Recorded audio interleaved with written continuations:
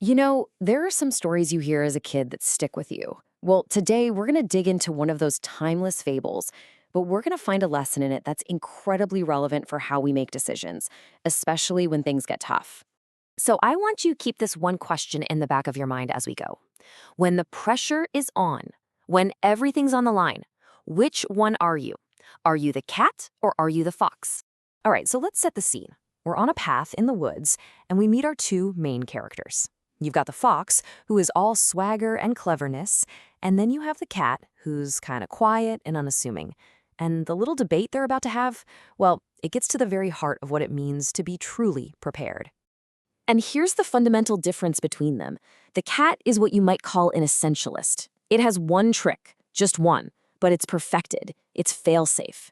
The fox, on the other hand, is a generalist. He's so proud of his huge bag of tricks, convinced he has an answer for everything. So it's this classic showdown, right? Deep mastery versus broad cleverness. I mean, you can just hear the smugness in his voice, can't you?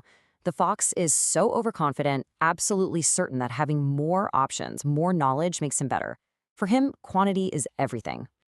But the cat's reply, it's completely different. It's not a brag, it's just a calm, simple statement of fact. There's this quiet power there. The cat just knows that when the chips are down, the quality of one perfect skill is worth way more than 1,000 half-baked ideas. And just like that, their philosophical little chat is about to get very, very real.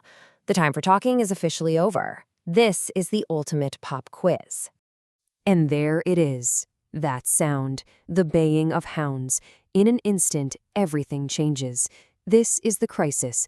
This is the moment that cuts through all the theory and all the boasting. And look at the cat. Boom! No thinking, no weighing options. Danger appeared, and the one perfected trick was executed. Instant, decisive, effective. The cat is safe, up in the branches, looking down. And the fox? He's a mess. Absolute chaos. He's got this sock full of tricks, but now he's frozen, trying to decide which one to use.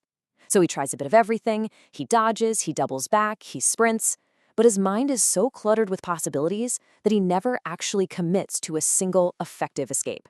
All that cleverness? Totally worthless. And this brings us right to the core lesson of the story. The fox's biggest strength, or so he thought, his massive intellect and all his tricks, actually became the very trap that led to his downfall. What the fox experienced has a name. It's called analysis paralysis. It's this danger of having too many exits, but none that actually lead you to safety. The abundance of choice feels like freedom, but under pressure, it can be a cage. The time you spend choosing is time you don't spend escaping. So this really makes you wonder, doesn't it? When is being clever actually a bad thing? Well, the fable gives us a pretty clear answer. It's the moment our thinking gets in the way of our doing. The moment we overanalyze a problem that really just needs one simple, decisive action. And here's the moral of the story, laid out plain and simple. That one instinctual habit the cat had practiced was worth more than every single one of the fox's clever but untested ideas. Because when the hounds are on your tail, the only thing that matters is what you can do, not what you know. Okay, so what does this have to do with us? I mean, this isn't just a cute story. The hounds are always calling in our own lives, right? They just look a little different. Maybe it's a health scare, a conflict at work, or some sudden crisis in your business. Let's make this super concrete.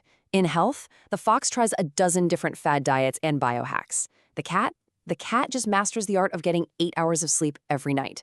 In a conflict, the fox uses clever arguments and tries to shift blame, but the cat has one trick: radical honesty. And in business, the fox's company keeps adding feature after feature, bloating the product. The cat's company does one thing, does it perfectly, and completely owns the market. See a pattern here? Focused simplicity wins every time. And now it's time to turn that question inward. Think about your own life, your career, your projects. Are you doubling on your tracks like the fox? Are you dabbling in a million things because you're scared to commit to one path and really master it, to really start that climb? So, if we agree we don't want to be the fox, how do we become the cat? How do we find that one essential skill, that personal tree that guarantees our safety? Well, it all comes down to the incredible power of focus. In many spiritual traditions, they have a word for this: ekagrata, or one-pointedness. The idea is to stop scattering your energy horizontally across 100 different things like the fox, and instead channel all of it vertically, upwards, toward a single point of mastery. Now, this is a really important shift in how we think about things. We're often taught that getting better means adding more skills, more information. But true mastery, the kind that Kat has, is actually about subtraction. It's about stripping away everything that's not essential until only the most effective, powerful thing remains. So here's a quick framework to help you find your tree. First, just reflect and be honest. What are the clever little tricks you use to dodge your real problems? Second, examine your vertical options. What's that one skill that, if you truly mastered it, would lift up everything else you do? And finally, ask yourself the ultimate cat question. If the hounds started barking right now, what is the one thing you could do for certain that would work? And really, that's the whole mission. Stop trying to fill your sack with 1,000 tricks you'll never use when it counts. Simplify your strategy, strengthen your grip on that one thing that truly matters, go find your high branch. Because when a crisis hits, it's always better to be a cat safe in a tree than a clever fox caught in the open.